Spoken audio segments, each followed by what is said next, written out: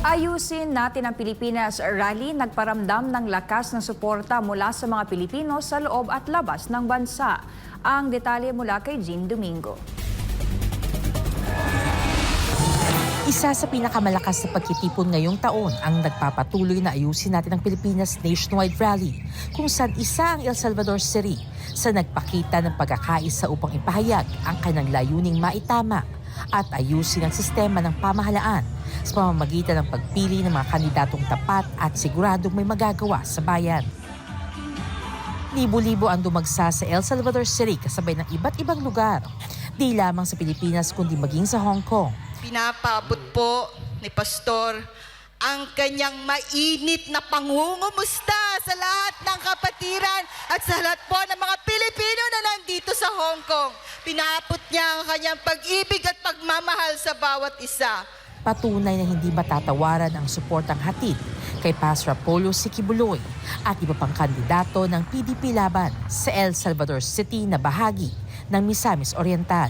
Ang pagtitipon ay patuloy na nagbibigay inspirasyon sa mga Pilipino na ipaglaban at muling maibalik sa ayos ang Pilipinas. Dito sa El Salvador City, kitang-kita ang matinding suporta ng taong bayan para sa ayusin natin ang Pilipinas campaign.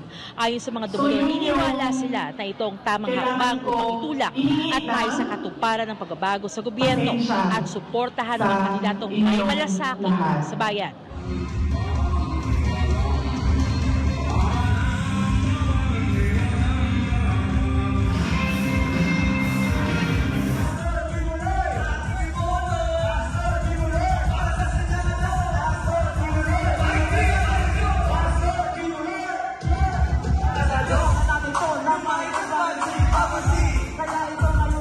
Inihayag ng mga panauhin ang kahalagahan ng mga makabuluhang pagtitipon, lalo na ang panawagang ayusin ang Pilipinas.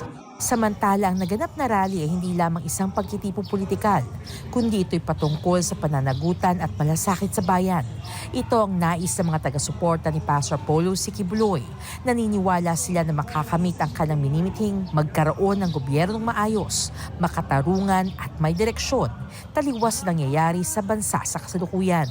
Anila hindi hadlang ang kasalukuyang lagay ng bansa upang makamit ang pagbabago bagkus. Ito pang nag-uudyok sa kanila na lumaban at magkaisa, lalo na sa darating na halalan.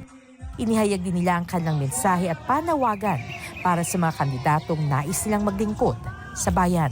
Mula sa matagumpay na ayusin ng Pilipinas Rally dito sa El Salvador City, isang malakas na mensahe ang naiparating. Ang panawagan para sa pagbabago ay lumalawak at lumalakas. Mula dito sa Misamis Oriental, ako si Jean Domingo para sa Diyos at sa Pilipinas kong mahal.